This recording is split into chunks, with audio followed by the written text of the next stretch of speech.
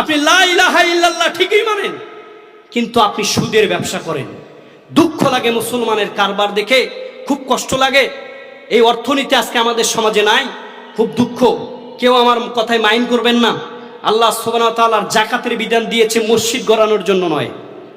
আজকে শুনে নেন, আল্লাহ কিন্তু যাকাতের টাকা দিয়ে মসজিদ দিবেন এজন্য যাকাতের বিধান ফরজ করে নেই। যাকাতের টাকা দিয়ে মাদ্রাসা দিবেন এজন্য কিন্তু যাকাত ফরজ করে নেই। যাকাতের টাকা দিয়ে টাইলস লাগাবেন এজন্য কিন্তু আল্লাহ যাকাত ফরজ করে নাই। যাকাত ফরজ করার কারণ বিপদে পড়বে মানুষ, দুঃখে পড়বে, টাকার প্রয়োজন, ফান্ড থাকবে, ওখান থেকে নিয়ে এসে তার সংসার চালাবে বা প্রয়োজন মিটিয়ে নিবে, দিয়ে দিবে রাষ্ট্র থেকে, মসজিদের, সমাজ থেকে। কিন্তু আজকে আমরা যাকাতের টাকা তুলে, যাকাত ওসর এগুলো তুলে মসজিদ দেই। কই পেয়েছেন এই বিধান? কই পেলেন এই বিধানটা? কে দিয়েছে এই বিধানটা আপনাকে? যাকাতের টাকা দিয়ে মসজিদ তুলতে বানাতে হবে, যাকাতের টাকা দিয়ে, যাকাত দিয়ে, ওসর দিয়ে মসজিদের টাইলস লাগানো কই পেয়েছেন? এটা আপনি কোন হাদিসের দলিলের ভিত্তিতে, কিসের ভিত্তিতে আপনি করতেছেন? এই যাকাতের টাকা মানুষের হক, মানুষ নিবে। আপনার মসজিদের কেন্দ্রিক গ্রামের মধ্যে রহরহ মানুষ না খেয়ে রয়েছে, কিন্তু আপনি যাকাতের টাকা প্রতি বছর 2 বার করে ওসরে ধান তোলেন যাকাত হিসেবেই। একটা দিন আপনার মসজিদ থেকে, একদিন আপনার বাড়ি থেকে, ভাই তুমি অসুস্থ রয়েছে, নাও তোমাকে 5,000 টাকা দিয়ে দিলাম, চিকিৎসা করে দিয়েছে? তোমার মেয়ের বিবাহের প্রয়োজন, তুমি টাকা বিবাহ দিতে পারতিস না, নাও তোমাকে আমি 20,000 টাকা দিলাম, নিয়ে নাও, তোমার মেয়েকে বিবাহ দিয়েছে। এইটাই হচ্ছে যাকাতের বিধান। এইটাই যাকাতের বিধান ছিল, মসজিদ দেওয়ার জন্য, টাইলস দেওয়ার জন্য নয়। আল্লাহ নবী সাল্লাল্লাহু আলাইহি সাল্লামের জামানার কথা বলতেছি। আল্লাহ নবী সাল্লাল্লাহু আলাইহি সাল্লামের জামানায় এত টাকা পয়সা ছিলেন। আব্দুর রহমান আফ রাদিয়াল্লাহু তাআলা ছিলেন বড় লোক, ধনী ব্যক্তি ছিলেন। আবু বকর রাদিয়াল্লাহু তাআলা আনহু ছিলেন ধনী ব্যক্তি, তারা ছিলেন। ওসমান রাদিয়াল্লাহু তাআলা ছিলেন ধনী ব্যক্তি। তাহলে তারা কেন মসজিদটাকে টাইলস বানাতে পারলো না? সেই সময় পারস্যে, রোমে মার্বেল পাথর ছিল। সেই সময় পারস্যে, রোমে মার্বেল পাথর ছিল। তারপরও কেন তারা মসজিদকে টাইলস লাগালো না, মসজিদকে উন্নত করলো না? আল্লাহ নবী সেজদা দেন, বৃষ্টির ফোঁটা পড়ে কাদা কপালে লাগে সেজদার পানি, তারা মসজিদ বানালো না। আপনি বানালেন কই টাকা দিয়ে? কোন টাকা দিয়ে? কই পেয়েছে এগুলো? আজকে আমি আমার নিজের দেখেছি বাংলাদেশের বর্তমান অবস্থা।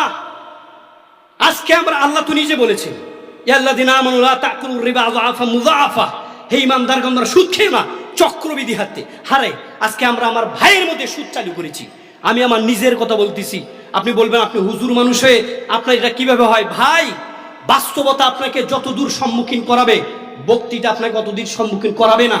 বাস্তবতার জীবন যতটা কঠিন, বক্তৃতার জীবন অতটা কঠিন নয়। আমি আমার ছাত্র জীবনে আমি বলতেছি, বাস্তব কথা বলতেছি, শোনেন। আমার বাবা আমার ফুপার কাছে গিয়েছে। কার কাছে? ফুপা। তাকে বলছে, ভাই আমার কিছু টাকা প্রয়োজন, দুলা ভাই আমার দেন। আমার ফুপা তিনি ধানের উপরে টাকা দিয়েছেন। ধান বুঝেন কি? ওই বছরে বছরে ধান দেওয়া আছে না?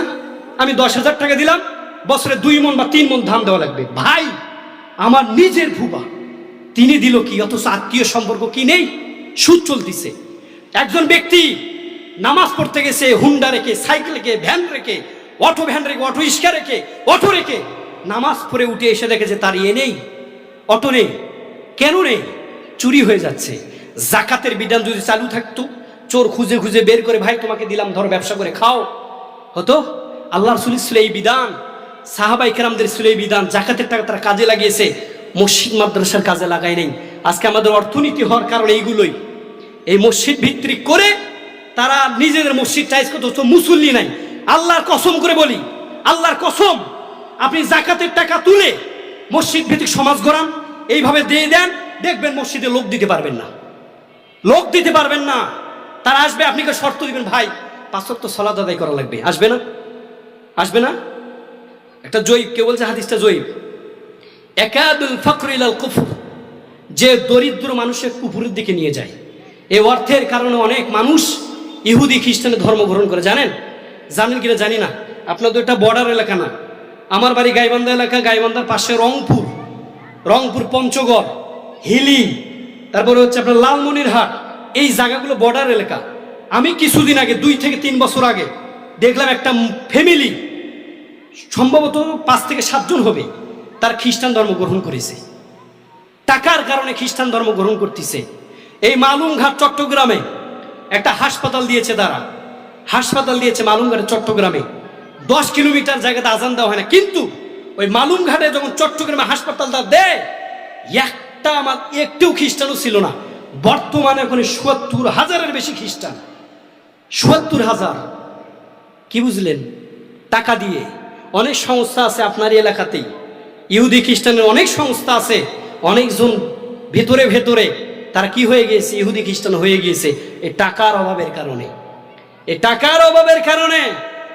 এই জন্য আল্লাহ বলেছেন, তোমরা চক্রবৃদ্ধি হারে সুদ খেও না, সুদ ছেড়ে দাও।